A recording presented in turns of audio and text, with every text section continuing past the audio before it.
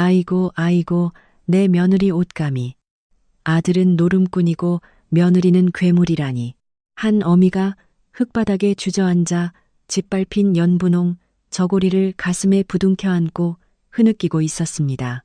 손마디가 갈라지도록 한 푼 두 푼 모아 며느리에게 입혀줄 옷이었건만 비단신의 발끝이 그 정성을 무참히 지식여 놓은 순간이었습니다.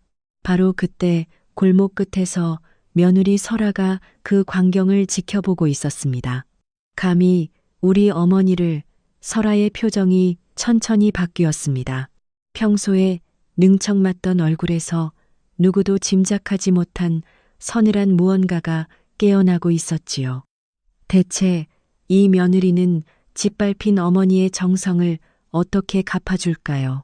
그리고 이 작은 주막집은 앞으로 어떤 회오리 바람을 마주하게 될까요? 스르륵 장롱문이 숨을 죽이며 열렸습니다. 새벽 4시 달도 아직 목을 풀지 않은 시각이었습니다. 한 사내가 발끝으로 방바닥을 더듬으며 장롱 앞에 쪼그려 앉았습니다. 비단 도포자락이 무릎 아래로 흐트러졌고 손끝은 어둠 속에서 떨리고 있었습니다. 이 집의 남편 귀남이었습니다. 그는 장롱 깊숙한 곳에 어머니가 평생 모은 비상금 주머니가 어디 있는지 알고 있었습니다. 옷 한 벌 해주려고 손마디가 갈라지도록 모은 그 쌈짓돈 말입니다.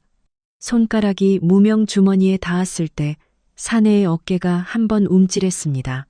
어머니, 오늘은 촉이 와요. 제가 10배로 갚을게요.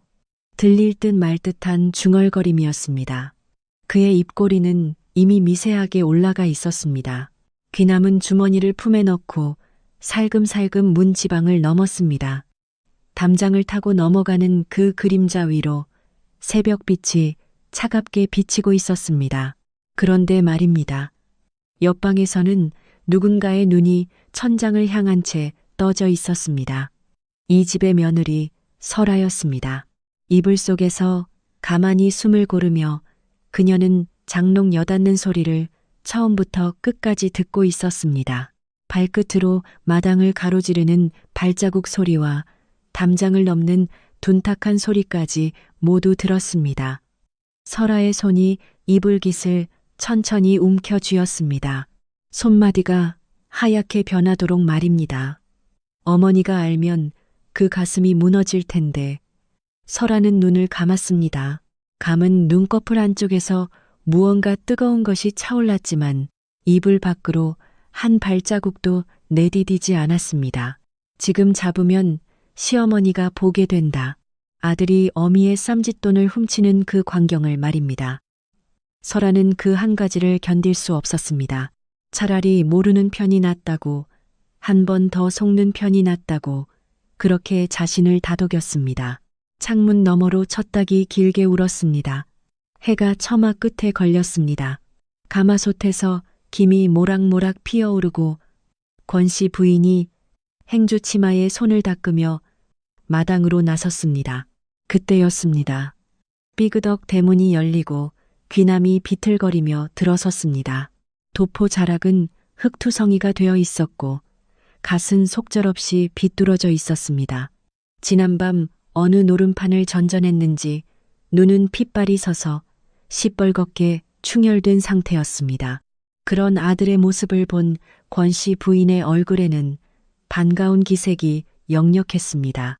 아이고, 우리 아들 왔느냐며 그녀는 신을신을 겨를도 없이 맨발로 흙마당을 밟고 달려나갔습니다. 권씨 부인은 아들의 두 손을 덥석 부여잡았습니다. 장터에 일찍 다녀오는 길이냐며 이제야 제정신을 차린 것이냐고 묻는 그녀의 손은 파르르 떨리고 있었습니다. 주막 일을 하며 굳은 살이 박인 거친 손마디가 마치 갓난아이를 어루만지듯 조심스럽게 아들의 손을 감싸 쥐었습니다. 귀남은 어머니의 그 지극한 손길에 어깨를 움찔하며 몸을 떨었습니다. 하지만 그의 입에서 흘러나온 말은 어머니의 간절한 기대를 채워줄 수 있는 것이 아니었습니다. 어머니, 그게 말입니다. 하며 입술을 떼는 찰나였습니다.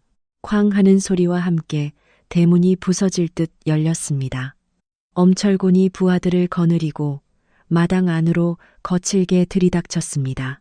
검은 두건을 쓰고 곤장을 든 사내들의 기세에 마당의 공기가 순식간에 얼어붙었습니다. 귀남이 이놈이 여기 있느냐는 호통에 권씨 부인은 소스라치게 놀라며 아들의 손을 더욱 꽉 움켜쥐었습니다. 이게 대체 무슨 일이냐고 묻는 그녀 앞에 엄철곤이 문서 한 장을 펼쳐 보였습니다.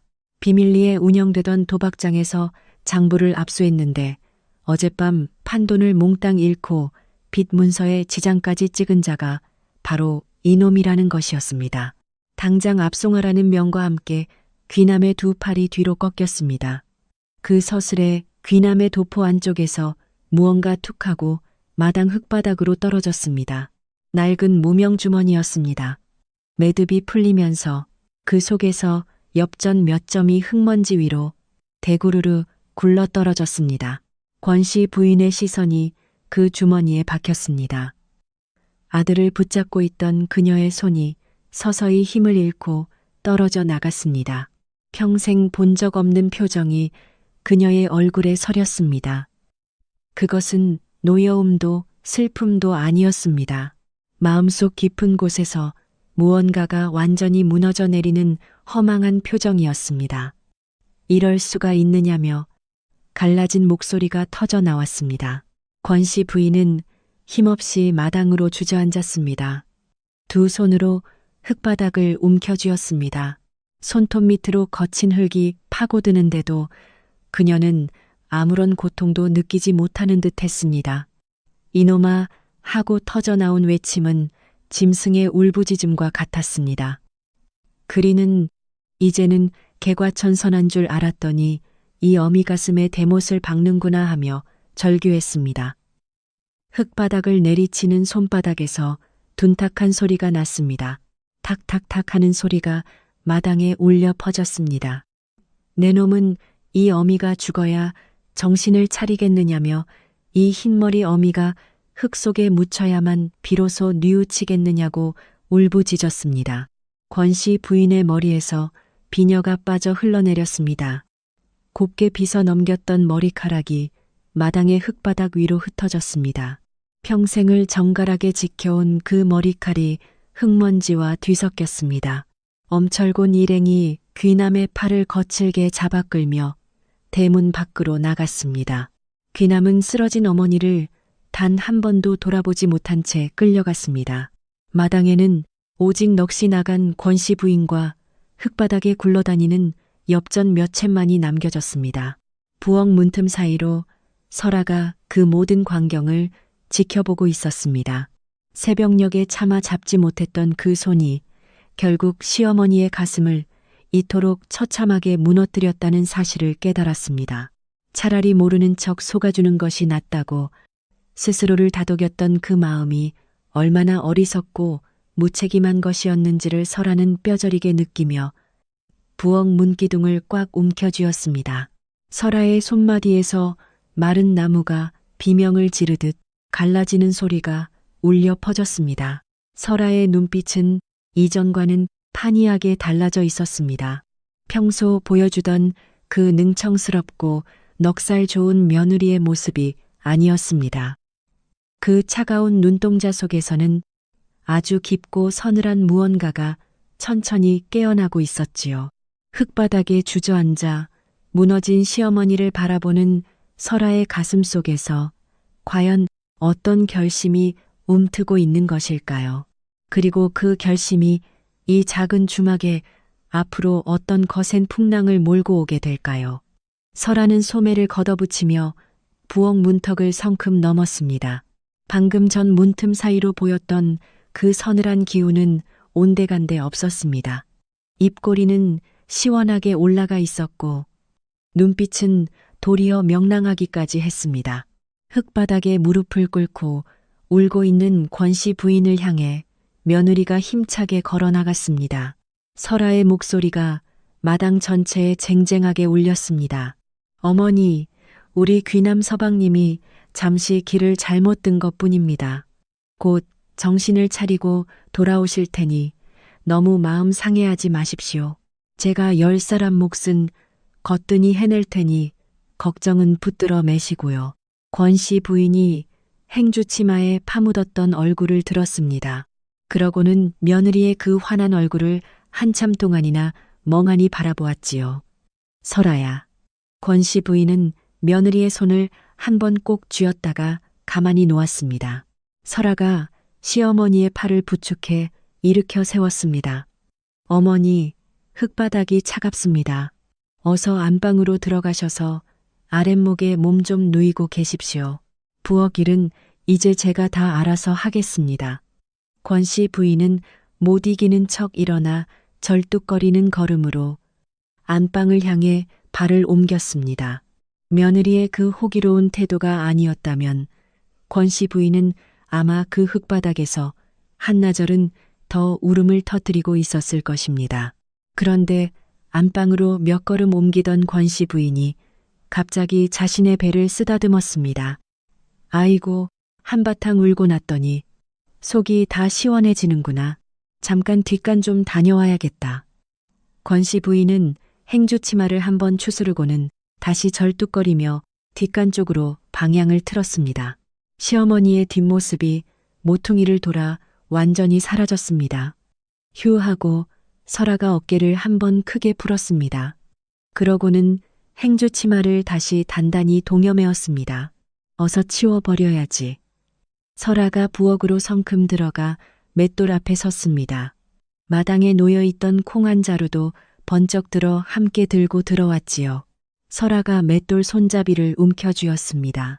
휘익 소리를 내며 손잡이가 보이지 않을 만큼 빠른 속도로 돌아가기 시작했습니다. 맷돌 위로 쏟아부은 콩이 들어가는 족족 아래쪽에서는 콩물이 콸콸 쏟아져 나왔습니다. 마치 장정 10명이 한꺼번에 매달려 돌리는 것 같은 속도였습니다. 아니, 그 이상이었지요. 맷돌의 돌 표면이 마찰로 인해 점점 뜨거워지기 시작했습니다. 하얀 김이 모락모락 피어올랐습니다. 설아는 콧노래까지 흥얼거리며 그 많은 콩 한 자루를 순식간에 다 갈아버렸습니다. 그러고는 만족스러운 표정으로 손등에 묻은 콩가루를 툭툭 털어냈습니다. 바로 그때였습니다. 뒷간 쪽에서 발자국 소리가 들려왔습니다. 문이 벌컥 열렸습니다. 아이고, 내 정신 좀 봐라. 권 씨 부인이 머리를 들이밀었습니다. 전대를 안 챙겨왔구나. 뒷간으로 향하던 권 씨 부인의 얼굴에는 당혹감이 가득했습니다. 아유, 어머니 또 오셨어요. 설아의 손은 어정쩡하게 맷돌 손잡이를 붙잡고 있었습니다. 나 아주 천천히 한 바퀴를 돌리는 시점을 해 보이면서 말입니다. 그러나 맷돌에서는 하얀 김이 모락모락 피어오르고 있었습니다. 권 씨 부인이 부엌으로 한 걸음 들어서다가 그 광경을 목격하고는 그대로 멈춰섰습니다. 에구, 설아야. 시어머니의 얼굴에 의아함이 서렸습니다. 맷돌에서 웬 연기가 이리 나느냐, 콩이 다 타버린 것 아니냐. 설아가 얼른 손바닥으로 맷돌 위를 휘휘 부채질했습니다. 부채질 한 번에 피어오르던 김이 한꺼번에 흩어졌습니다. 아유. 어머니 설아의 목소리가 평소보다 한 옥타브 높게 울렸습니다. 제가 워낙 정성을 뻗쳐서 돌렸더니 맷돌도 제 맵시를 알고 속이 좀 탔나 봅니다. 어머니 빨리 기운 차리시라고 콩물을 짜는데 맷돌이 아주 감동을 먹은 것 같아요. 권 씨 부인은 며느리를 한참 동안 말없이 쳐다보았습니다. 며느리의 그 천연덕스러운 얼굴을 유심히 살폈지요. 참 별일이 다 있구나. 시어머니는 고개를 절레절레 저으며 전대를 챙겨 다시 뒷마당으로 사라졌습니다. 부엌 문이 닫히는 소리가 났습니다. 휴, 들킬 뻔했네. 설아가 어깨를 한번 으쓱하며 픽 웃었습니다. 그러더니 부엌 한 구석에 놓인 마늘 자루가 눈에 들어왔습니다. 아, 저것도 있었지. 설아가 마늘 자루를 통째로 들어 절구통에 쏟아부었습니다. 그러고는 절구공이를 두 손으로 힘차게 맞잡았습니다. 햇빛이 절구공이 끝에서 한 번 번뜩였습니다. 쿵 하고 절구통 바닥이 둔탁하게 울렸습니다. 그 순간 마당에 흙먼지가 훌렁 한 번 들썩였습니다. 처마 끝에 매달려 있던 메주 덩어리가 좌우로 크게 흔들렸습니다. 부엌 선반 위에 놓인 그릇들이 자기들끼리 달그락거리며 부딪혔습니다. 장독대 뚜껑마저 들썩이며 자리에서 번쩍 튀어 올랐습니다. 설아가 절구통 안을 들여다보았습니다. 마늘은 이미 형체도 없이 가루가 되어 있었습니다. 한 자루의 마늘이 단 한 방에 사라져 버린 것입니다. 아유, 이제 다 됐네. 설아는 싱긋 웃으며 절구통 가장자리를 행주로 정성스레 닦기 시작했습니다. 그 시각 뒷간이었습니다. 지푸를 무릎 옆에 가지런히 두고 쪼그려 앉아있던 권씨 부인의 얼굴이 일순간 얼어붙었습니다. 우르릉하며 발밑에서 땅이 크게 울렸습니다. 뒷간의 낡은 판자벽이 부르르 떨렸습니다. 천장에서 먼지가 우수수 떨어져 내렸습니다. 처마 끝에 걸린 거미줄까지 출렁거렸습니다. 애구머니나 권씨 부인이 두 손으로 행주 치마를 꽉 거머쥐었습니다. 얼굴이 새파랗게 질려버렸습니다. 이게 대체 무슨 일이냐, 지진인가? 이게 정령 지진이야. 쪼그려 앉은 그 자세 그대로 권씨 부인의 어깨가 바들바들 떨렸습니다. 천장의 먼지가 또 한 번 우수수 떨어졌습니다.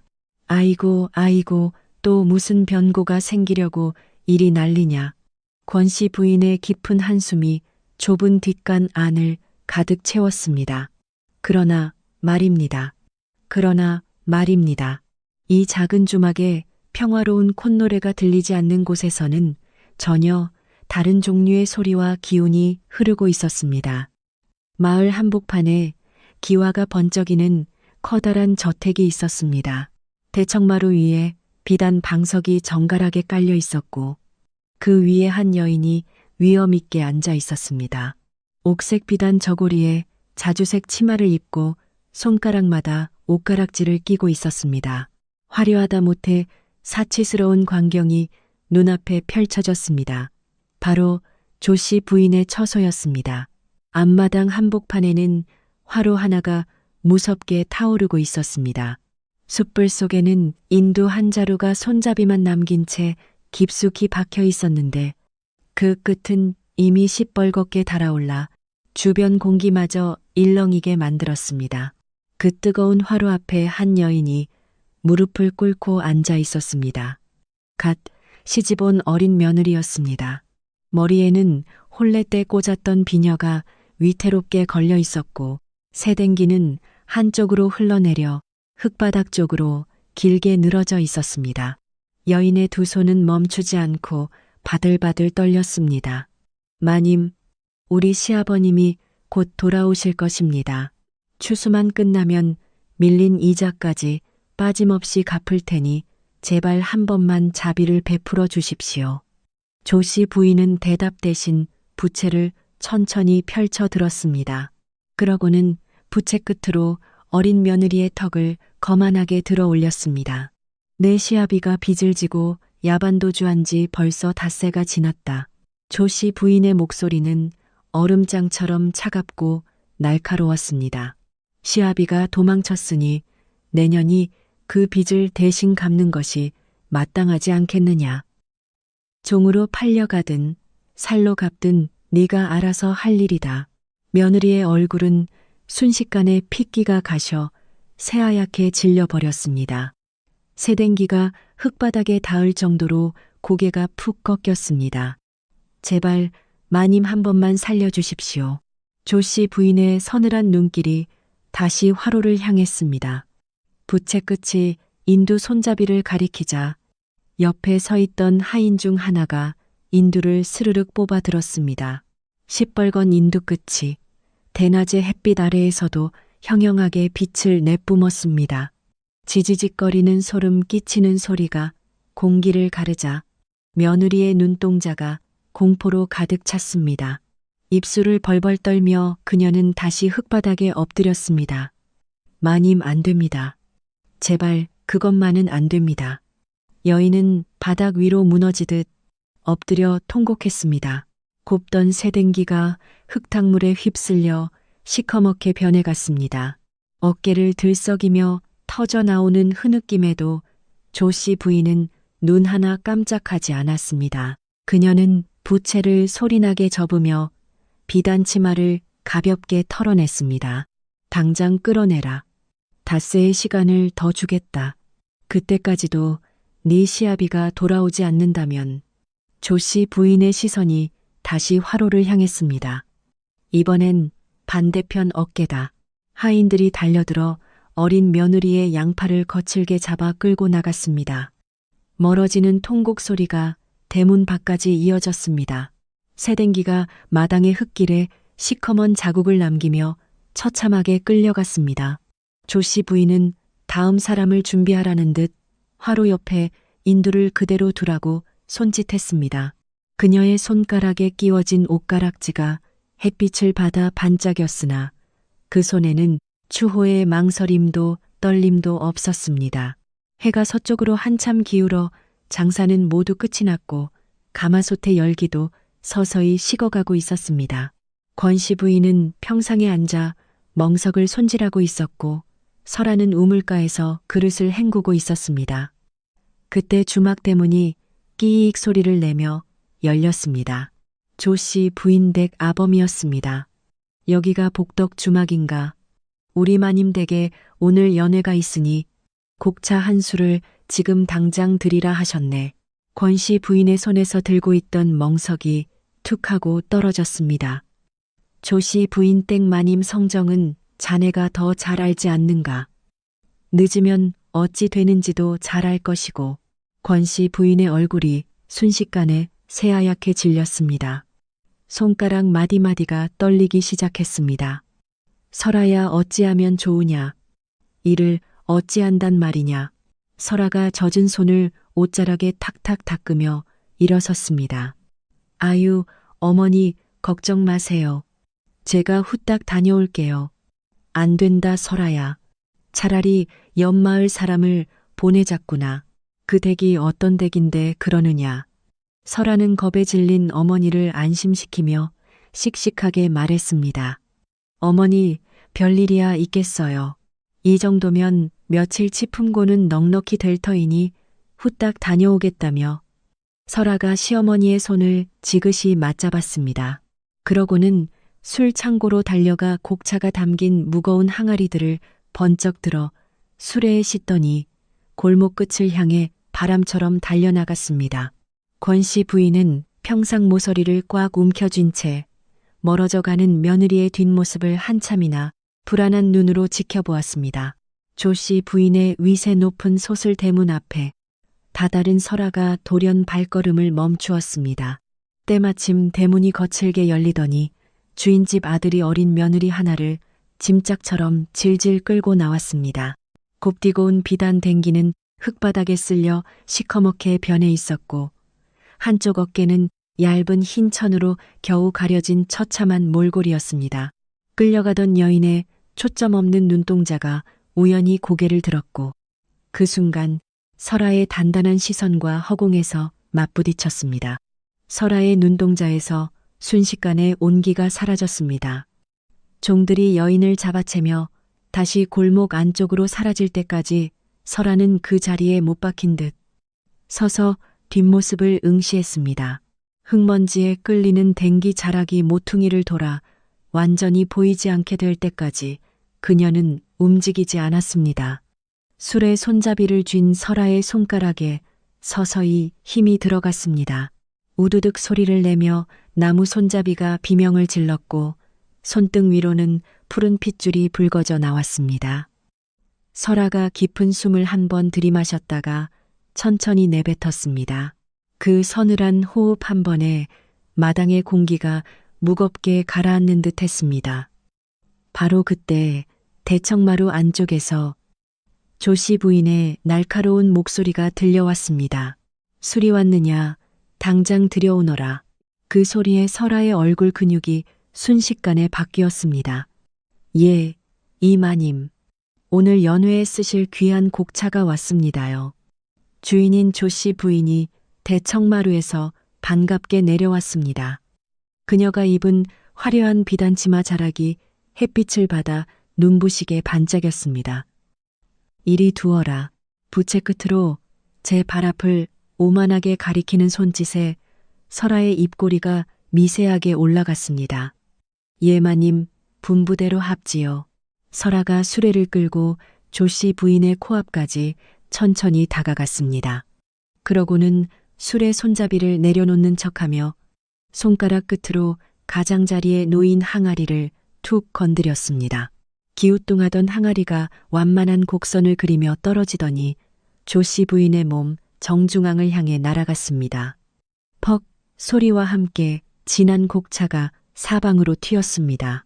오늘 연회를 위해 특별히 맞춘 비단치마 위로 그리고 새하얀 버선 위로 황금빛 술물이 사정없이 쏟아져 내렸습니다.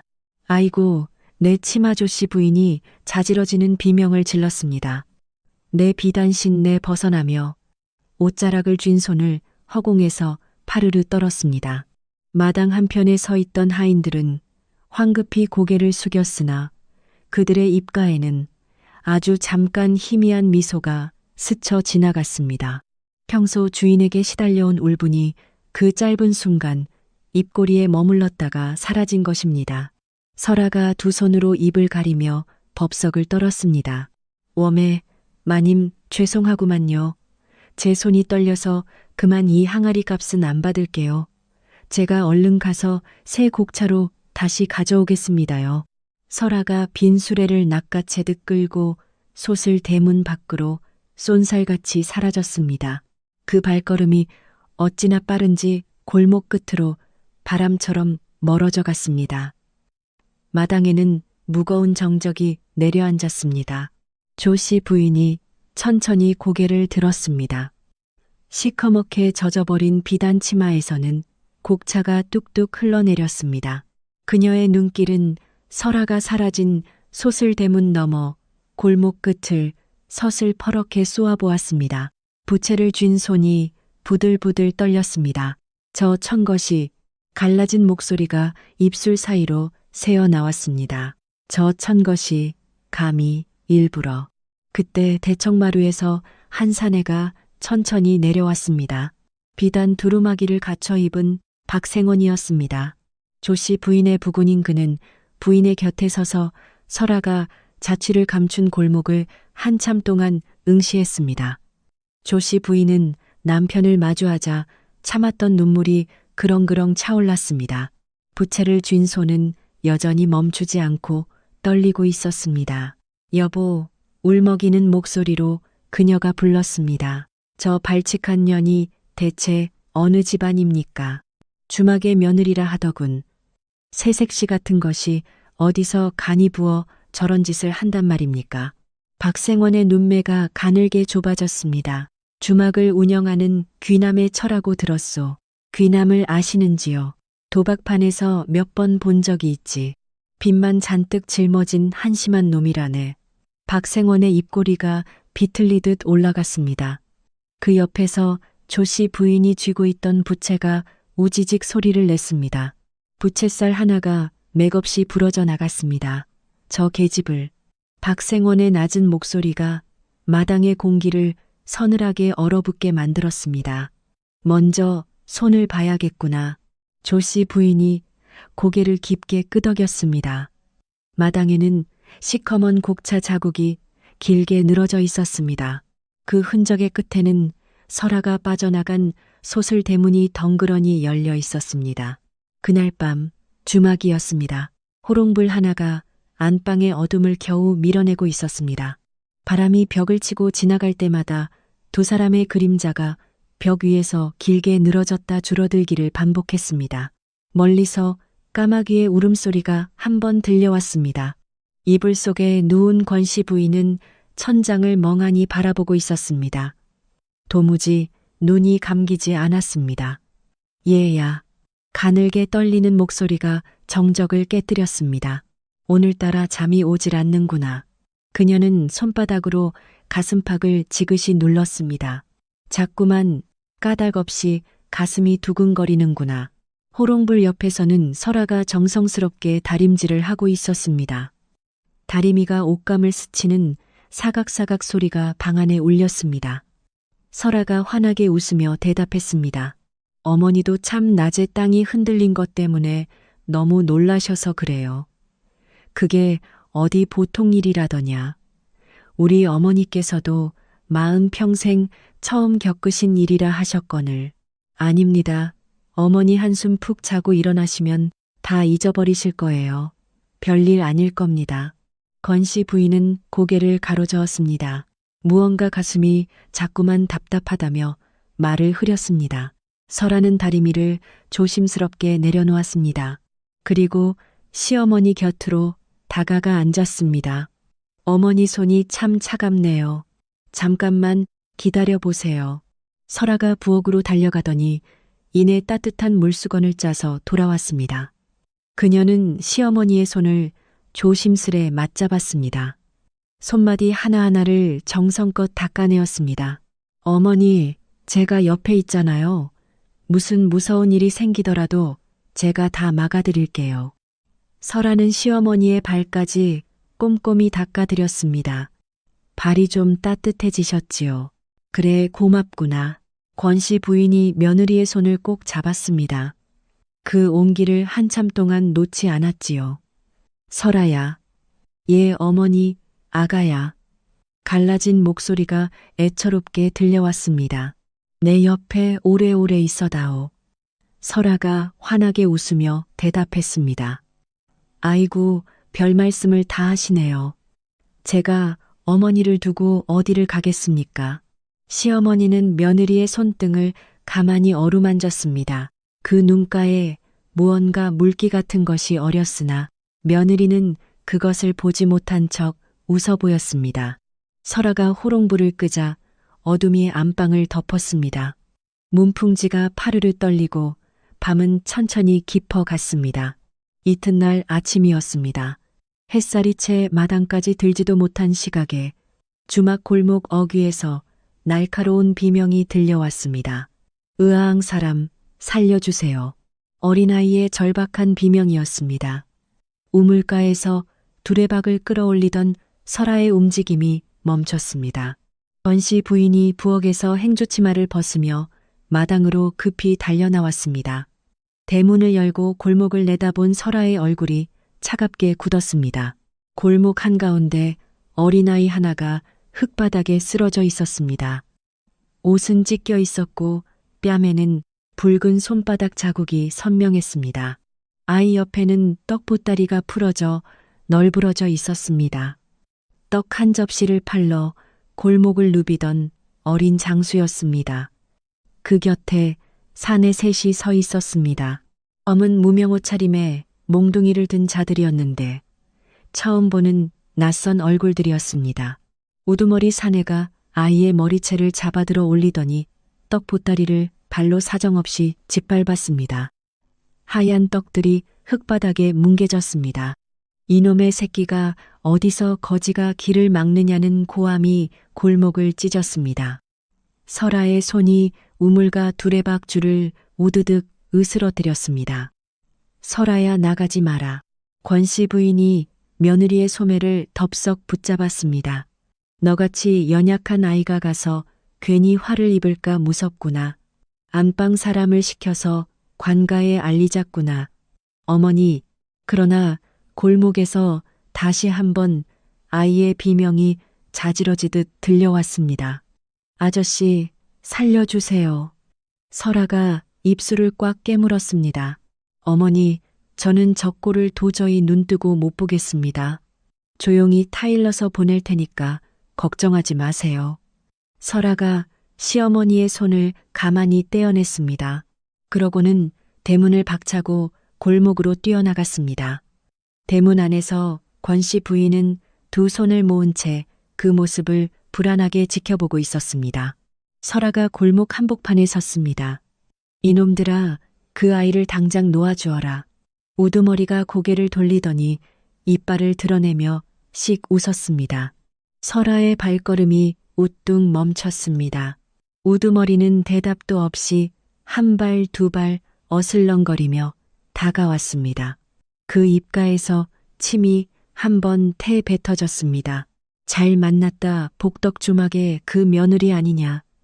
설아의 눈동자에서 온기가 단번에 빠져나갔습니다. 주먹이 우드득 쥐어지며 손이 반사적으로 뻗어나가려던 바로 그 찰나였습니다. 대문 안쪽에서 권씨 부인이 두 손으로 입을 막고 있는 모습이 보였습니다. 시어머니는 그 자리에서 설아의 일거수일투족을 지켜보고 있었습니다. 설아의 주먹이 그대로 멈췄습니다. 손을 펴지도 더 꽉 쥐지도 못한 채 설아의 팔은 허공에서 부들부들 떨릴 뿐이었습니다. 바로 그때였습니다. 우두머리가 아이의 멱살을 움켜쥐어 제 앞으로 거칠게 끌어당겼습니다.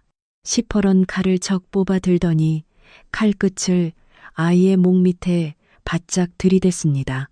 한 발자국만 더 와봐라. 이놈의 목줄기가 단숨에 떨어진다. 아이가 바들바들 몸을 떨었습니다. 설아의 발이 그 자리에 돌처럼 굳었습니다.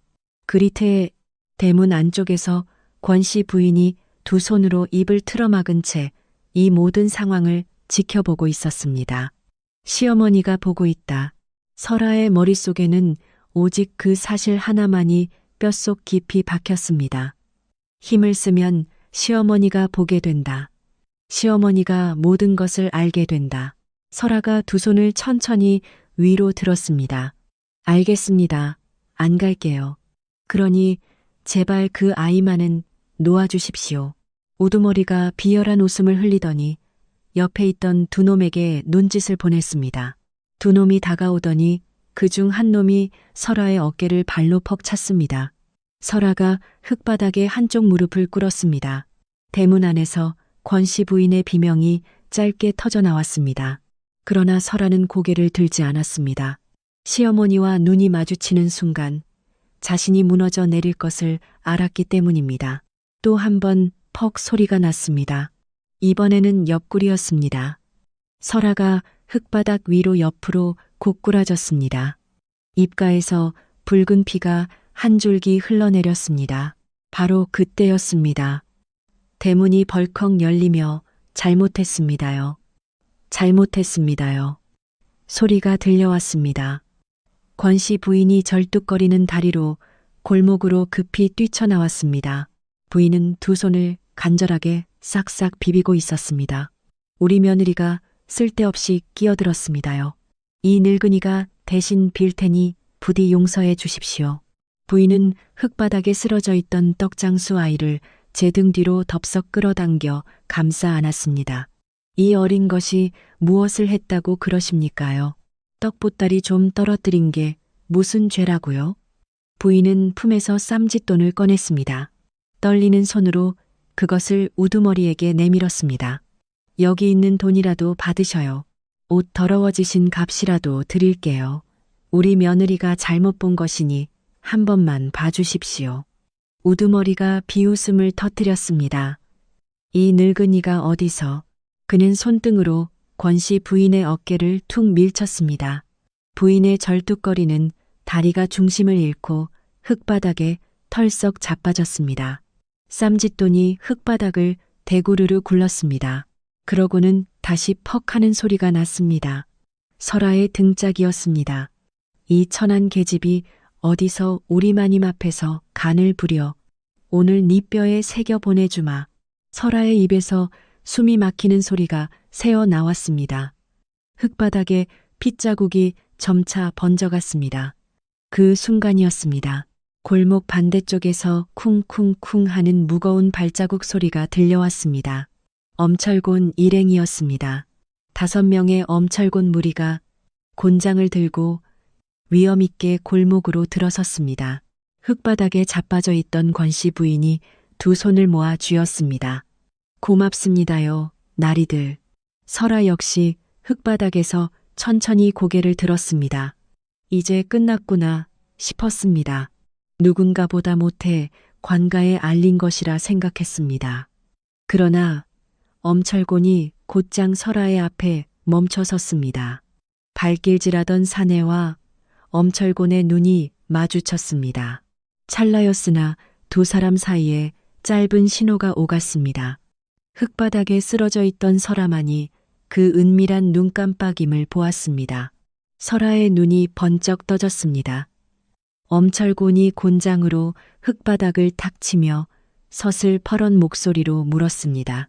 네가 조씨 부인 마님의 비단 치마를 고의로 망가뜨린 설아라는 년이냐? 설아의 어깨가 얼어붙었습니다. 도대체 무슨 소리를 하는 것인지 알 수 없었습니다. 마님께 사죄도 하지 않고 도망친 죄에 더해 무고한 백성들까지 폭행한 죄를 묻겠다고 엄철곤이 소리쳤습니다. 조금 전까지 설아를 발길질하던 사내들이 그제야 바닥에 주저앉으며 엄살을 피우기 시작했습니다. 아이고, 날이 마침 잘 오셨습니다요. 인연이 어제 마님 댁에서 행패를 부리더니 오늘은 저희한테까지 달려들지 뭡니까? 곁에 있던 다른 놈들도 허둥지둥 몸을 움직였습니다. 한 놈은 제 팔뚝을 손톱으로 긁어 즉석에서 시뻘건 자국을 만들었고 다른 놈은 옷젯을 스스로 찢어 발겼습니다. 우두머리 사내는 제 얼굴을 손바닥으로 연신 내리쳐서 낯짝을 퉁퉁 부어오르게 만들었습니다. 그들은 순식간에 피해자 행세를 하며 거짓 증거를 만들어냈습니다. 설아의 등 뒤로 서늘한 소름이 돋았습니다. 이들이 모두 한패라는 사실을 그제야 깨달았습니다. 흙바닥에 자빠져 있던 권씨 부인이 이 기막힌 광경을 지켜보고 있었습니다. 처음에는 영문을 몰라 어안이 벙벙하더니 점차 얼굴이 새하얗게 질려갔습니다. 무슨 소리를 하시는 겁니까? 우리 며느리는 그저 저 아이를 구하려 한 것뿐입니다. 엄철곤은 권씨 부인의 절규를 듣는 채도 하지 않았습니다. 당장 전현을 포박하라. 엄철곤의 명령이 떨어지자 부하들이 달려들었습니다. 권씨 부인이 흙바닥에서 일어나 끌려가는 며느리의 소매를 덥석 붙잡았습니다. 설아야, 설아야. 갈라진 목소리가 터져나왔습니다. 우리 며느리가 무슨 죄가 있다고 이러십니까? 어제 술 한 동이 깨뜨린 게 무슨 죽을 죄라고 이러시냔 말입니까? 권씨 부인이 통곡하며 매달렸습니다. 이 늙은 애미를 두고 나만 남겨두고 어디를 가느냐. 설아가 천천히 고개를 돌려 시어머니의 흙투성이 얼굴을 마주 보았습니다. 설아는 애써 환하게 웃어 보이려 했습니다. 어머니, 설아의 목소리도 처음으로 가늘게 떨렸습니다. 별일 없을 것이니 걱정 마세요. 꼭 다시 돌아올 테니 부디 몸조리하고 계셔요. 관원들이 설아의 팔을 거칠게 낚아챘습니다. 시어머니의 마른 손에서 며느리의 소매가 스르륵 빠져나갔습니다. 권씨 부인은 그 자리에 무릎을 꿇고 주저앉았습니다. 설아의 뒷모습이 골목 모퉁이를 돌아 사라지자 권씨 부인의 통곡 소리가 골목을 가득 메웠습니다. 그 비참한 광경을 골목 저 끝에서 가마 한 채가 지켜보고 있었습니다. 붉은 휘장이 살짝 거치며 부채 끝 하나가 톡톡 가마 안쪽을 두드렸습니다. 고운 비단 옷자락이 스르륵 움직이더니 입꼬리가 천천히 올라갔습니다. 가마 안에는 조씨 부인이 앉아 있었습니다. 부채가 다시 휘장 안으로 사라지자 가마꾼들이 가마를 들어 올렸습니다. 가마는 아무 일도 없었다는 듯 골목 반대편으로 조용히 미끄러져 갔습니다. 까마귀가 다시 울었습니다. 까악까악. 어젯밤 안방 호롱불 곁에서 들렸던 바로 그 불길한 울음소리였습니다.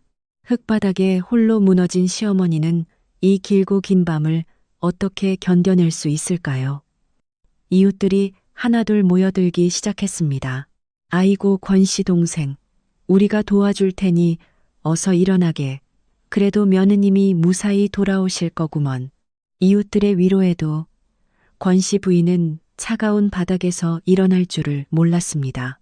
사또나리가 아주 무지몽매한 분은 아니시니 염려 말게나 이웃 안악들이 행주 치마를 질끈 동여매고 마당을 쓸기 시작했습니다. 권 씨 부인은 평상에 멍하니 앉아 그 광경을 바라보았습니다.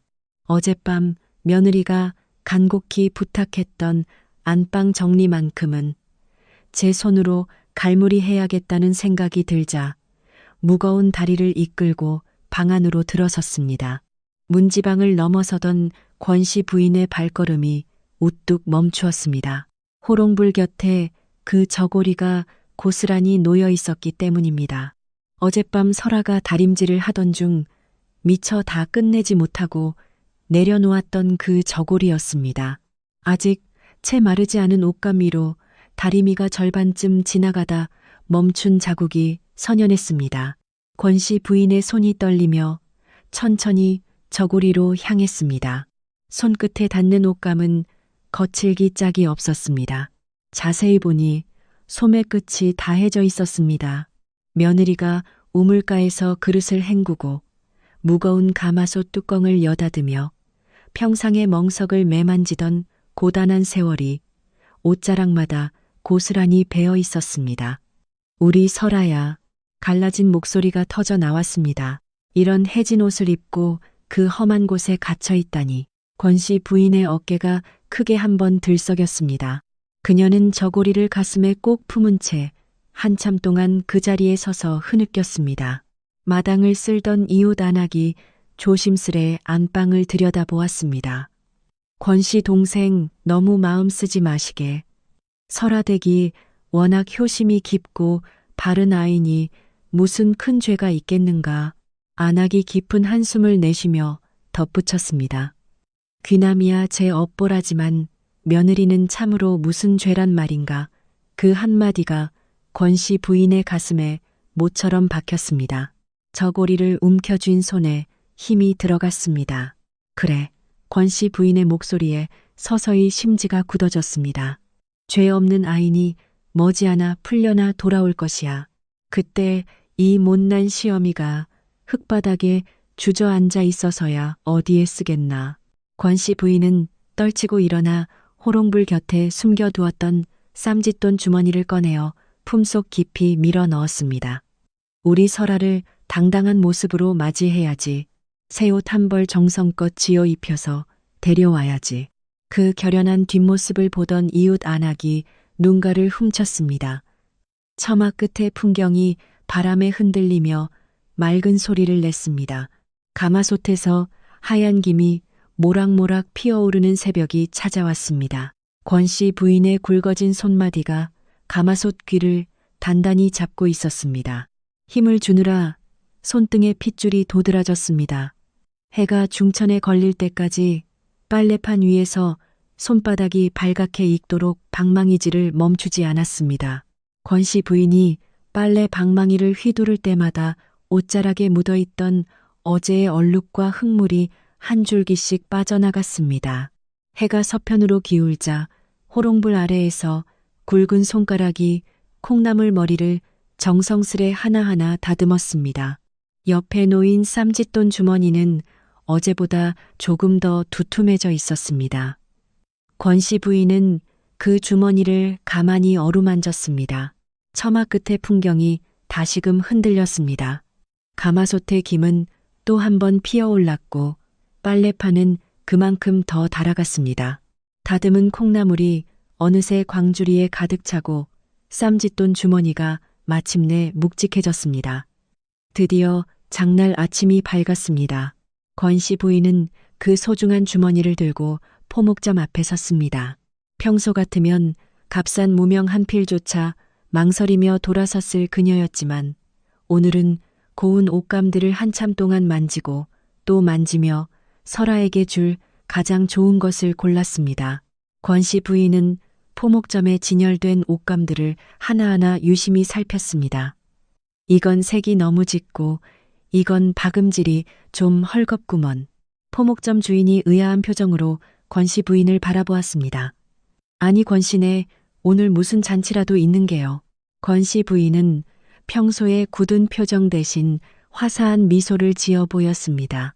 우리 며느리 입을 새 저고리 한 벌 해주려고요. 암벌이 우리 설아가 피부가 고와서 연분홍색이 아주 잘 받거든요. 그리고 박음질도 단단해야 해요. 우리 며느리 일손이 어찌나 야무진지 하루에도 빨래방망이를 10번도 더 휘두르니까요. 권씨 부인의 손길이 마치 며느리의 뺨을 어루만지듯 연분홍 옷감을 가만히 쓰다듬었습니다. 이걸로 해주시오. 가장 좋은 것으로 말이오. 포목점 주인은 한참 동안 권씨 부인을 물끄러미 바라보다가 깊은 한숨을 내쉬었습니다. 그 며느님이 참 복도 많으십니다. 권씨 부인의 눈시울이 잠시 붉어졌으나 이내 웃으며 보따리를 받았습니다. 복은 우리 며느리가 더 많지요. 이런 애미를 만났으니 연분홍 저고리를 보따리에 소중히 쌓아안고 권씨 부인이 포목점을 나섰습니다. 골목 끝에서 쏟아지는 따스한 햇살이 보따리 위로 포근하게 내려앉았습니다. 며느리가 곧 돌아올 것이라는 어머니의 굳은 믿음이 그 햇살 어린 보따리 안에 고이 접혀 있었습니다. 한편 설아가 잡혀온 곳은 관아의 감옥이었습니다. 어딘가에서 물방울 떨어지는 소리가 들려왔습니다. 천장에서 새어나온 물이 돌바닥 위로 한 방울씩 고이고 있었습니다. 퀴퀴한 곰팡이 냄새가 코를 찔렀고 작은 창살 틈으로 햇빛 한 줄기가 비스듬히 스며들었습니다. 어두운 감옥 안에서 덜덜 떨고 있는 사람이 있었습니다. 바로 귀남이었습니다. 그는 집더미를 머리끝까지 뒤집어 쓴 채 무릎을 끌어안고 웅크려 있었습니다. 그때 옆 칸의 옥문이 열리며 한 사람이 끌려 들어왔습니다. 설아였습니다. 옷은 흙투성이가 되었고 입가에는 말라붙은 핏자국이 선명했습니다. 그러나 설아의 얼굴에는 공포의 기색이 전혀 없었습니다. 옥사장이 자물쇠를 채우고 멀어지자 설아는 옷에 묻은 흙을 탁탁 털어냈습니다. 집더미 사이로 눈을 빼꼼히 내밀던 귀남의 눈이 휘둥그레졌습니다. 뭐여 임자가 왜 여기 들어와 있는 거여? 설아가 고개를 돌렸습니다. 어두운 감옥 한가운데서 설아는 입꼬리를 환하게 올리며 웃었습니다. 서방님 여기 계셔슈. 아주 면판이 훤칠해지셨네요. 귀남은 집더미를 떨치며 벌떡 일어났습니다. 그는 자신의 머리카락을 쥐어뜯으며 탄식했습니다. 아이고, 임자까지 잡혀오면 우리 어머니는 누가 지키나. 우리 집안은 폭삭 망했네 망했어. 설아가 나지막이 한숨을 내쉬었습니다. 길바닥에 쓰러졌던 시어머니의 얼굴이 눈앞에 아른거렸습니다.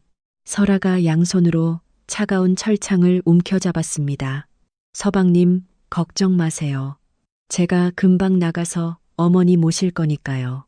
나가긴 어딜 나가. 이 문은 쇠덩이고 담벼락은 돌덩이인데. 설아의 손가락이 천천히 철창을 감싸 쥐었습니다.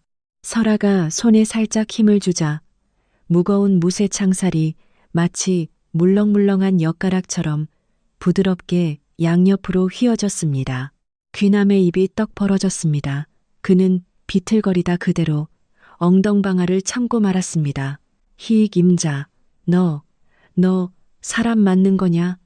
다로스, 그는 가로스, 다로스, 바로스, 다로스, 다로스, 다로스, 다로스, 다로스, 다로스, 다로스, 다로스, 다로스, 다로스, 다로스. 설아가 벌어진 틈을 타고 옆칸으로 쓱 들어왔습니다. 자빠진 남편 옆에 가만히 앉아 평소처럼 능청맞게 무릎을 모았습니다. 그때였습니다. 설아의 시선이 귀남의 품속에 머물렀습니다. 도포 자락 사이로 종이 뭉치 한쪽이 삐죽이 나와 있었습니다. 아니, 서방님. 설아가 고개를 갸웃했습니다. 그런데 그건 뭡니까? 귀남이 자기 품을 내려다보았습니다. 이게 뭐냐고. 손가락으로 종이 뭉치를 빼냈습니다. 아, 이거 별거 아니다. 한번 도박판에서 조씨 부인 집 하인놈이랑 부딪혔는데 그놈 품에서 떨어진 걸 내가 홧김에 집어왔지. 뒷간 갈 때 쓰려고 챙겼는데 왜 그러냐. 설아가 종이를 쓱 빼앗아 펼쳐보았습니다. 촘촘히 적힌 환자들의 이름과 날짜, 그리고 빚 액수와 그 옆에 찍힌 조씨 부인의 도장이 보였습니다. 그 아래에는 더 작은 글씨로 수탈 내역이 빼곡했습니다. 설아의 눈이 번쩍 뜨였습니다. 어머나, 아, 왜 그러냐. 서방님, 이게 뒷간용이 아니고 조씨 부인이 사람들을 수탈한 장부 조각이지 않습니까? 이걸 모르고 뒷간에 쓰려고 하셨단 말이에요. 귀남이 얼떨떨한 얼굴로 종이를 다시 보았습니다. 그러냐, 그게 그렇게 귀한 거야. 난 그냥 종이 쪼가리인 줄 알았는데. 아, 그래서 그놈이 이걸 떨어뜨리고 얼굴이 새파랗게 질렸던 거로구먼. 설아가 그 종이를 자기 품속에 소중히 챙겼습니다. 그러고는 남편을 가만히 바라보았습니다. 서방님. 응, 제가 이거 들고 밖에서 좀 처리하고 올 테니까 시간 좀 끌어주실 수 있죠. 설아의 눈빛이 살짝 변했습니다. 귀남의 얼굴이 새파랗게 질렸습니다. 그러나 방금 전 그 엿가락처럼 무쇠를 본 눈동자가 흔들렸습니다. 침을 한번 꼴깍 삼켰습니다. 그라제, 내가 딴 건 몰라도 그건 도와줄 수 있지. 암 걱정 마라. 설아가 픽 웃었습니다. 설아가 자기 칸으로 쓱 돌아가 휘어졌던 창살을 원래대로 살짝 펴두었습니다. 그 솜씨가 어찌나 자연스러운지 옥사장이 와도 알아채지 못할 정도였습니다. 설아가 뒤쪽 창살 앞에 섰습니다. 그러고는 남편 쪽을 향해 손을 한번 휘저었습니다. 하세요. 귀남이 침을 꿀꺽 삼켰습니다. 그러더니 으악, 아이고 배야 하고 갑자기 바닥을 대굴대굴 굴렀습니다. 나 죽네, 나 죽어.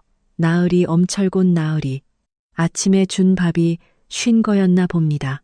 저쪽 끝에서 엄철곤이 화들짝 놀라 달려왔습니다. 아니 이놈이 왜 이래야, 정신 차려. 귀남은 엄철곤 앞에서 거품까지 물기새로 굴렀습니다. 아이고, 나 죽기 전에 우리 어머니 얼굴 한 번만 더 보고 싶소. 아이고. 엄철곤이 귀남의 칸 앞에 완전히 붙어 당황하는 사이 설아가 뒤쪽 창살을 두 손으로 잡았습니다. 이번에도 엿가락처럼 부드럽게 벌어졌습니다. 설아의 몸이 그 사이로 빠져나갔습니다. 마당을 가로지르는 그 발걸음이 어찌나 가벼운지 발자국 소리 하나 나지 않았습니다. 담장 앞에 선 설아는 고양이처럼 몸을 한번 웅크렸다가 가뿐하게 담벼락을 뛰어넘었습니다. 옥졸은 한참이 지나서야 정신을 차리고 창살 안을 들여다보았습니다. 이놈아, 너 아직 안 죽었느냐? 그러자 귀남은 언제 고통스러워했냐는 듯 배를 문지르며 일어났습니다. 방귀 한 방 뀌고 나니 아주 시원하게 내려갔구먼요. 옥졸은 사람 놀리는 것도 정도가 있다며 씩씩거리며 돌아갔습니다. 귀남은 그 뒷모습을 한참 바라보다가 벌어진 창살 너머를 보았습니다. 뒤쪽 창살이 비어있는 것을 보고서야 모든 것이 끝났음을 깨달은 귀남은 돛집 위에 털썩 주저앉았습니다. 마른 침을 꼴깍 삼키며 혼잣말로 중얼거렸습니다. 내 마누라 참으로 무서운 사람이네. 귀남은 볏짚을 다시 머리까지 뒤집어 썼습니다. 그런데 그 종이가 대체 무엇이길래 이토록 대단한 것이었나 싶어 침을 다시 한번 삼켰습니다. 옥사의 어둠이 옅어지고 새벽이 다가오고 있었습니다. 멀리서 첫 닭의 울음소리가 길게 울려 퍼졌고 해가 천천히 떠올랐습니다. 자욱한 안개 사이로 새벽의 공기가 마을을 감쌌고 이른 아침을 준비하는 부지런한 손길들이 하루를 시작했습니다. 어느덧 해는 머리 꼭대기에 올라 마당의 흙바닥을 환하게 비추고 있었습니다. 가마솥에서는 점심 나절의 김이 모락모락 피어올랐고 처마 끝의 풍경이 가만히 흔들렸습니다. 그때 골목 끝에서 발자국 소리가 들려왔습니다. 새벽 일찍 포목점에 다녀온 권씨 부인이었습니다. 보따리를 가슴에 꼭 안고 걷는 발걸음이 어찌나 가벼운지 평소의 절뚝거림도 잠시 잊은 듯 보였습니다. 보따리 속에는 어제 맞춰둔 연분홍 저고리가 곱게 접혀 있었습니다. 우리 며느리 입혀야지 하며 혼잣말을 하며 마당으로 들어서던 권씨 부인의 발걸음이 우뚝 멈췄습니다. 마당 한복판에는 비단 가마 한 채가 당당하게 놓여 있었습니다. 붉은 휘장과 옥색 술이 달린 가마 옆에 박씨 부인이 부채를 펼친 채 서 있었습니다. 자줏빛 비단 치마가 햇빛 아래 번쩍거렸고 그 뒤로는 장정셋이 몽둥이를 들고 늘어서 있었습니다. 어제 다친 부위에 붕대를 두른 우두머리 사내가 입꼬리를 비죽올리고 있었습니다. 권씨 부인의 손에서 보따리가 흔들렸습니다. 조씨 부인이 부채로 권씨 부인 쪽을 가리키며 이번 달 상납금은 어째서 아직 소식이 없느냐고 물었습니다. 우두머리 사내가 성큼성큼 다가와 권씨 부인의 어깨를 거칠게 밀쳤습니다. 권씨 부인이 휘청거리다 손에서 보따리를 놓치고 말았습니다. 매듭이 풀리며 연분홍 저고리가 보따리 밖으로 살랑 흘러나왔습니다. 한낮의 햇빛 아래 그 고운 색깔이 마당에 펼쳐졌습니다. 이 저고리는 권씨 부인이 새벽부터 가마솥에 불을 지피고 빨래판에 손등을 익히며 호롱불 아래 콩나물 머리를 떼어가며 정성껏 모은 쌈짓돈으로 마련한 것이었습니다. 권씨 부인은 흙바닥에 무릎을 꿇고 말았습니다. 권씨 부인의 목소리가 갈라졌습니다. 제가 다 잘못했습니다. 우리 며느리의 죄도 모두 이 못난 시어미의 죄입니다. 시키시는 대로 무엇이든 할 터이니 제발 살려주십시오. 권씨 부인의 손이 저고리 쪽으로 다급하게 뻗어나갔습니다. 저고리만은 제발 이 저고리만은 그냥 두어 주십시오. 연분홍 옷감을 두 손으로 감싸 쥐려던 바로 그 순간이었습니다. 조씨 부인의 비단신이 저고리 위를 천천히 짓눌렀습니다. 부채 끝으로 입술을 톡톡 두드리던 조씨 부인이 차갑게 내뱉었습니다. 이런 촌스러운 천조가리가 그리도 귀하더냐. 조씨 부인의 가죽 발끝에 힘이 실렸습니다. 한낮의 햇빛 아래 고왔던 연분홍 저고리가 흙바닥 위에서 처참하게 지시겨졌습니다. 비단신이 비틀릴 때마다 가마솥의 검댕과 흙물이 옷감 사이사이로 스며들었습니다. 어머니가 한 푼 두 푼 모은 그 지극한 정성이 대낮의 흙바닥 위에서 시커멓게 변해갔습니다. 아, 권씨 부인의 입이 힘없이 벌어졌습니다. 아이고, 아이고. 저고리를 향해 뻗었던 그 가련한 손이 차가운 흙을 움켜쥐었습니다. 조씨 부인은 그 손등을 내려다보더니 가죽신을 그 위에 지그시 올렸습니다. 내 아들은 도박꾼이고 며느리는 괴물이라더니 발끝에 힘이 들어가자 권씨 부인의 손등에서 우드득 소리가 났습니다. 참으로 가련하기도 하구나. 조씨 부인의 입꼬리가 천천히 올라갔습니다. 그것은 분노가 아니라 이 상황을 즐기는 자의 비릿한 미소였습니다. 권씨 부인은 짓밟힌 손으로 흙바닥을 더듬으며 저고리를 찾았습니다. 시커멓게 더러워진 옷감을 가슴에 부둥켜 안고 그녀는 흐느꼈습니다.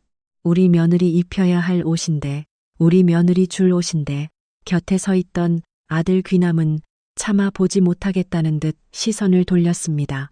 가마꾼들 또한 묵묵히 제 자리를 지키고 있을 뿐이었습니다. 그 누구도 감히 나서지 못하는 마당에는 무심한 햇빛만이 광경을 환하게 비추고 있었습니다. 바로 그때였습니다. 대문 쪽에서 누군가의 그림자가 우뚝 멈춰 섰습니다. 설아였습니다. 막 대문을 들어서던 설아의 발길이 그 광경을 목격하고 얼어붙었습니다. 흙바닥에 무너진 시어머니와 시커멓게 죽은 연분홍 저고리, 그리고 그 위를 짓누른 가죽신, 설아의 눈동자에서 순식간에 온기가 빠져나갔습니다. 깊고 서늘한 무언가가 그 눈 속에 차올랐습니다. 그러나 설아는 이내 입꼬리를 환하게 올렸습니다. 얼굴의 근육이 순식간에 갈아 끼워진 듯 했습니다. 능청스러운 며느리의 미소가 설아의 얼굴에 떠올랐습니다. 설아는 마치 빨래터에라도 가는 듯 가벼운 발걸음으로 마당 안쪽을 향해 걸어 들어왔습니다. 어머나, 설아의 목소리가 한 옥타브 높게 울려 퍼졌습니다. 천진난만한 며느리의 목소리였습니다. 마님, 여기서 지금 무엇을 하고 계시는 거예요? 조씨 부인이 고개를 돌리자 그 눈에 당혹감이 스쳤습니다. 아이고, 우리 어머니랑 지금 장난이라도 하시는 것입니까? 아주 재미있어 보이시네요. 설아가 활짝 웃었습니다. 햇빛 아래 빛나는 그 미소가 어찌나 화사한지 지켜보는 사람의 등골이 오히려 서늘해질 정도였습니다. 조씨 부인이 부채를 쥔 손에 힘을 주며 우두머리에게 눈짓했습니다. 전현을 잡아라. 그러나 그 명령이 떨어지기도 전에 설아는 이미 우물가 쪽으로 천천히 걸어가고 있었습니다. 콧노래를 흥얼거리며 설아가 두레박줄을 쥐었습니다. 정오의 햇살이 우물 안쪽 깊숙한 곳까지 비스듬히 스며들고 있었고 그 안에는 물이 가득 담긴 두레박이 기다리고 있었습니다. 설아는 줄을 손목에 한 번 단단히 감았습니다. 마당에 모인 모든 이들의 시선이 그녀의 손목에 집중되었습니다. 그리고 밭단에 이윽고 설아가 손목에 가벼운 반동을 주며 스냅을 가했습니다. 휘익 소리와 함께 물이 가득 찬 두레박이 우물 입구에서 수직으로 세차게 솟구쳐 올랐습니다. 쏟아지는 햇빛이 두레박 가장자리에 닿아 눈부시게 부서졌습니다. 공중으로 솟구친 두레박은 천천히 한 바퀴를 회전했습니다. 그 반동으로 안쪽의 물이 출렁이며 가장자리를 따라 비단결처럼 흘러내렸습니다. 햇빛 아래에서 물줄기가 둥근 곡선을 그리며 조씨 부인의 머리 위로 떨어지기 시작했습니다. 조씨 부인은 고개를 들어 하늘을 보았습니다. 그녀의 입이 천천히 벌어졌으나 무엇이냐고 묻기도 전이었습니다. 퍽 하는 소리와 함께 두레박이 조씨 부인의 머리에 정확히 씌워졌습니다. 마치 머리 전체를 감싸는 투구와 같은 형국이었습니다. 쏴하며 두레박 안에 물이 한꺼번에 쏟아져 내렸습니다. 화려하게 빛나던 비녀와 옷가락지 그리고 보랏빛 비단 치마 위로 물벼락이 가차없이 퍼부어졌습니다. 조씨 부인이 비명을 지르려 했지만 두레박에 머리가 갇혀 있어 입에서는 웅얼거리는 소리만 새어 나왔습니다.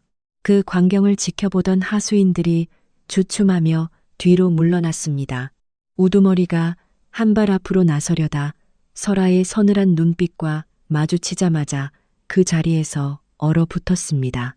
어제 자신의 손목에서 나던 그 기괴한 뼈소리를 그는 결코 잊지 못하고 있었습니다. 조씨 부인은 두레박을 머리에서 빼내기 위해 양손으로 허둥거렸습니다. 그러나 머리에 딱 끼어버린 두레박은 좀처럼 빠지지 않았습니다. 비단신을 신은 발이 마당 흙바닥 위에서 갈피를 잡지 못하고 비틀거렸습니다. 한 발 두 발 뒷걸음질 치던 조씨 부인의 비단신이 방금 전 자신이 권씨 부인을 무참히 짓밟았던 그 자리를 향해 휘청거렸습니다. 그곳에는 흙탕물이 잔뜩 고인 진흙 구덩이가 있었습니다. 두레박 안에서 다급한 비명이 들렸으나 이미 늦은 뒤였습니다. 철퍼덕 소리와 함께 조씨 부인이 뒤로 고꾸라졌습니다. 방금 전 시어머니가 무릎을 꿇어야 했던 그 진흙탕 속에 조씨 부인의 자주색 비단 치마가 처박히며 구정물이 사방으로 튀었습니다. 옷가락지를 낀 손가락은 진흙 속에 처박혔고 머리에서 떨어진 옥비녀는 흙바닥 위를 굴렀습니다. 머리에 두레박을 쓴 채 진흙탕에 엉덩방아를 받은 조씨 부인은 흙범벅이 된 비단 옷자락을 휘저으며 일어나려 애썼습니다. 하지만 두레박 때문에 앞이 보이지 않아 방향을 잡지 못했고 미끄러운 진흙 탓에 몸을 가누기도 힘들었습니다. 대낮의 햇빛 아래에서 머리에 나무통을 쓰고 허우적거리는 그 꼴이 여실히 드러났습니다. 설아가 입을 가리고 놀란 척을 하며 목소리를 한껏 높였습니다. 마님 거기서 헤엄치시면 안 됩니다. 거기는 우리 어머니 손등을 짓밟으셨던 진흙터라 아주 찰진데 마침 몸에 찰떡처럼 달라붙어 버렸네요. 설아가 비죽 웃음을 흘렸습니다. 마님이 진흙으로 된 옷을 아주 제대로 입으셨다고 덧붙이는 그녀의 눈빛은 차가웠습니다. 설아가 마음만 먹었다면 손가락 끝의 힘 하나로 저 비단 치마를 가루로 만들 수도 있었을 것입니다. 그러나 설아는 타인의 몸에 상처를 입히는 성정이 아니었습니다. 어머니의 손등에 남은 진흙 자국을 똑같이 진흙으로 되갚아 주는 것. 그것이 며느리로서 그녀가 보여준 도량이었습니다. 바로 그 순간 마당의 대문이 굉음을 내며 활짝 열렸습니다. 쏟아지는 햇살 아래 푸른 관복의 자태가 번쩍이며 위용을 드러냈습니다. 새로 부임한 엄철곤이었지요. 그 뒤를 따라 곤장을 든 포졸들이 엄숙하게 발을 들였습니다. 엄철곤의 손에는 설아가 챙겨두었던 그 장부 조각이 쥐어 있었습니다. 엄철곤이 마당 한복판을 매서운 눈으로 훑었습니다. 진흙탕 속에 처박혀 두레박을 쓴 채 허우적거리는 비단 옷의 여인. 그 곁에 흙바닥에 쓰러진 노파와 시커멓게 변한 연분홍 저고리. 엄철곤의 눈썹이 분노로 꿈틀거렸고 장부를 쥔 손목에 힘이 들어갔습니다. 이곳이 정령 백성들의 피눈물을 짜내어 제 배를 채운 권씨 부인의 만행이 벌어지는 곳이냐. 엄철곤의 호령이 천둥처럼 마당을 울렸습니다. 그 서슬 퍼런 기세에 아들이 황급히 무릎을 꿇었습니다. 진흙탕 속에 권씨 부인은 두 손으로 두레박을 붙잡고 겨우 머리에서 빼냈습니다. 얼굴은 온통 흙물로 범벅이 되어 있었고 머리칼은 엉망으로 흐트러졌으며 고귀하던 옥비녀는 흙바닥에 나뒹굴었습니다. 사또 나으리, 권씨 부인이 입을 뗐으나 입안에서 흙물이 툭툭 튀어나왔습니다.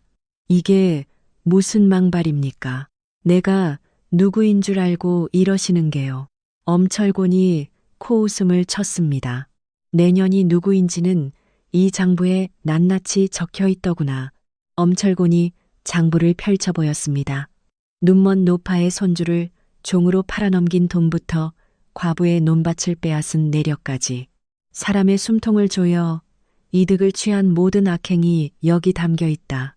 권씨 부인의 안색이 새파랗게 질렸습니다. 얼굴 위로 진흙물이 줄줄 흘러내렸습니다. 저자를 포박하라. 엄철곤의 명에 포졸들이 우르르 달려들었습니다. 진흙투성이가 된 권씨 부인의 두 팔이 뒤로 꺾였습니다.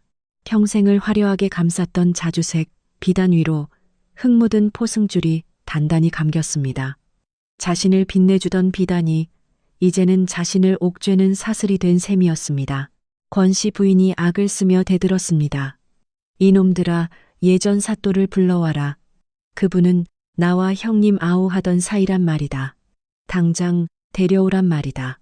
간장, 그려, 더, 부인은 데려오란 말이다. 엄철곤이 콧방귀를 뀌었습니다. 그놈 말이냐. 그는 부채를 탁 접으며 말을 이었습니다. 그자도 이미 내 옆방에 가두어 두었으니 가서 인사나 나누거라. 형님, 아우하는 사이라니 옥방에서 회포를 풀기에 그보다 더 좋은 인연이 어디 있겠느냐. 어서 끌고 가라. 포졸들이 권씨 부인을 억지로 일으켜 세웠습니다. 흙탕물에 듬뿍 젖은 비단 치마가 무겁게 끌려갔습니다. 발걸음을 옮길 때마다 마당에는 꼴사나운 흙물 자국이 길게 남았습니다. 진흙 묻은 옷자락 끝에서 햇빛이 희미하게 반사되었습니다. 설아가 그 모습을 보며 천진난만한 미소로 손을 흔들었습니다. 마님 감옥밥이 좀 쉬었을 텐데 우리 서방님 귀남이와 사이좋게 나눠 드셔요. 우리 귀남이가 그 방귀 한 방으로 속을 시원하게 뚫어주는 비법을 친절히 알려드릴 겁니다. 부디 살펴가셔요. 조씨 부인이 고개를 돌렸습니다. 두 눈에서 살기가 뿜어 나왔으나 입에서는 흙물만 한 차례 뱉어졌을 뿐입니다. 이 인연을 당장 끌고 가라. 엄철곤의 부하들이 더욱 세게 잡아 끌자 조씨 부인의 비명이 골목 끝으로 멀어져 갔습니다. 그 뒤로 진흙물 자국이 길게 남았습니다. 마당에는 이제 설아와 흙바닥에 무너진 시어머니 권씨, 부인, 그리고 시커멓게 얼룩진 연분홍 저고리만 남았습니다. 설아가 시어머니 곁으로 천천히 다가갔습니다. 방금 전까지 서슬퍼렇던 그 차가운 눈빛은 이미 사라지고 없었습니다. 며느리의 얼굴이자 어머니의 얼굴이며 모든 고난을 함께 견뎌낸 한 식구의 얼굴이 그곳에 있었습니다. 어머니. 설아가 무릎을 꿇었습니다. 축축한 흙바닥이었습니다. 시어머니가 쓰러졌던 그 자리에 며느리가 마주 무릎을 꿇었습니다. 권씨 부인이 떨리는 손으로 며느리의 얼굴을 만졌습니다. 입가에 핏자국이 남고 옷이 엉망이 된 채 어제 끌려갔던 그 며느리가 지금 내 앞에 살아있는 것이었습니다. 설아야. 갈라진 목소리가 터져 나왔습니다. 우리 며느리 설아야. 설아가 시커멓게 변한 연분홍 저고리를 조심스럽게 집어 올렸습니다. 흙물이 옷자락에서 뚝뚝 떨어졌으나 설아는 오히려 환하게 웃었습니다. 어머니, 이거 빨면 다시 고와집니다. 제가 깨끗이 빨아서 제일 좋은 날에 입을게요. 어머니가 정성으로 모은 옷인데 제가 어찌 안 입겠습니까? 권씨 부인의 눈에서 눈물이 주르륵 흘러내렸습니다. 시어머니는 며느리의 손을 맞잡고 한참 동안 그 손을 놓지 않았습니다. 마당의 햇빛이 두 사람 위로 화사하게 내려앉았습니다. 가마솥에서 김이 다시 모락모락 피어오르기 시작했습니다. 처마 밑의 풍경이 가만히 흔들렸습니다. 마당 한쪽에는 진흙물 자국만이 길게 남아 방금 끌려간 조씨 부인의 흔적을 말없이 가리키고 있었습니다. 조씨 부인이 끌려간 뒤 어수선함이 가신 마당에서 엄철곤이 설아를 따로 불렀습니다. 그는 품속에서 낡은 목패 하나를 꺼냈습니다. 복덕, 주막, 설아, 바로 설아 자신의 가게 이름이었습니다. 새벽 호롱불 아래 엄철곤의 집무실 머리맡에 조씨 부인의 비리 장부와 함께 증표처럼 얹혀있던 그 목패였습니다. 문풍지 하나 흔들지 않고 발자국 하나 남기지 않은 채 누군가 다녀간 흔적이었습니다. 마음만 먹었다면 그 손은 엄철곤의 목숨도 가져갈 수 있었을 것입니다. 그러나 그 손이 한 일은 장부 한 권을 놓고 간 것뿐이었습니다. 정녕 네가 한 일이냐? 엄철곤의 물음에 설아는 잠시 내숭을 떨며 능청스럽게 대답했습니다. 아이고 나리 눈치가 아주 백단이시네요. 사실은요, 제 서방님 귀남이가요. 조씨 부인네 수상한 낌새를 채고는 일부러 도박꾼인 척하며 목숨 걸고 그 장부를 빼내오신 것이랍니다. 겉으로는 한량 같아 보여도 속은 나라 걱정뿐인 양반이거든요.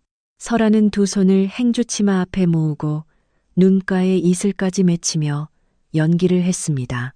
엄철곤의 입가에 옅은 미소가 걸렸습니다. 그는 이 며느리가 무엇을 감추고 있는지 짐작하면서도 그 손이 자신을 살려준 손이라는 사실 또한 잘 알고 있었습니다. 그 자리에서 즉시 엄철곤의 명령이 떨어졌습니다. 귀남을 위장 수사의 귀재이자 의로운 한량으로 널리 알리고 당장 석방하라는 지시였습니다. 그 소식을 들은 설아는 입가에 화사한 웃음을 띠며 능청스럽게 대꾸했습니다. 아이고, 우리 서방님이 그 말을 들으시면 아마 기절초풍하실 겁니다. 잠시 후 옥문이 삐걱거리며 열렸습니다. 머리카락에 돛짚이 잔뜩 붙은 귀남이 영문도 모른 채 밖으로 끌려 나왔습니다. 그는 겁에 질린 목소리로 아니, 대체 나를 또 어디로 데려가는 것이오? 나는 정말 죄가 없소. 라며 소리를 높였습니다. 그는 그러자 옥사장이 한심하다는 듯 혀를 차며 말했습니다. 이 사람아, 자네 이제 영웅 대접받게 되었네. 위장수사의 귀재라며 엄철곤 나으리께서 친히 자네를 의로운 한량이라 공표하셨단 말이네. 그 말을 들은 귀남의 눈이 휘둥그레졌습니다. 그는 순식간에 태도를 바꾸어 머리에 붙은 곁짚을 털어내고 구겨진 도포 자락을 탁탁 다듬었습니다. 비뚤어진 갓을 고쳐 쓰고 어깨를 한껏 펴며 헛기침을 내뱉었습니다. 역시 내 처음부터 모든 것을 계획하고 있었지. 옥 사장은 어처구니 없는 표정으로 그를 바라보며 방귀한 방으로 사건을 해결했다는 그 영웅 말씀이냐고 쏘아붙였습니다. 하지만 귀남은 아랑곳하지 않고 위장수사에 기질하며 가끈을 야무지게 묶고 옥문을 나섰습니다. 머리 위로 찬란한 햇살이 쏟아졌고 그는 침을 꼴깍 삼키며 정말 내가 영웅이 된 것인가 하고 혼잣말을 중얼거렸습니다. 시간이 흘러 햇살이 잘 드는 주막 뒷마당에는 빨랫줄이 길게 드리워져 있었습니다. 깨끗하게 빨린 연분홍 저고리가 바람에 살랑거리는 가운데 설아가 빨래판 앞에 자리를 잡고 앉았습니다. 그 곁에는 권씨 부인도 함께였습니다. 두 고부 앞에는 물을 듬뿍 머금은 커다란 이불 한 채가 놓여 있었습니다. 한쪽 평상에서는 귀남이 갓을 비스듬히 쓴 채 부채질을 하며 거드름을 피우고 있었습니다. 어깨에는 힘이 잔뜩 들어갔고 끊임없이 헛기침을 해댔습니다. 어머니의 의로운 아들이 무사히 돌아왔으니 이제 집안 걱정은 붙들어 매십시오. 권씨 부인은 못 들은 척 빨래판에 시선을 고정한 채 저놈은 또 왜 저러느냐며 혀를 찼습니다. 설아가 비죽이 웃으며 서방님이 큰일을 하셨으니 오늘은 좀 봐드리자고 거들자 귀남의 어깨는 더욱 높이 치솟았습니다. 이 큰 이불을 언제 다 짠단 말이냐며 권씨 부인이 한숨을 내쉬었습니다. 설아는 어머니께 헹굴물을 한 바가지 더 떠다 달라고 부탁했습니다. 권씨 부인이 우물가로 걸어가 모퉁이를 돌아 사라지자마자 설아의 눈빛이 변했습니다. 그녀는 소매를 걷어붙이고 이불을 움켜쥐더니 무서운 힘으로 비틀기 시작했습니다. 콸콸 소리를 내며 쏟아지던 물줄기는 설아가 마지막으로 한 번 더 힘을 주자 단 한 방울도 남지 않고 빠져나갔습니다. 평상에서 지켜보던 귀남의 손에서 부채가 툭 떨어졌습니다. 내 마누라 정말 대단하구나 하고 그가 중얼거렸습니다. 설아는 이불을 빨랫줄에 척 걸어 놓으며 화사하게 웃었습니다.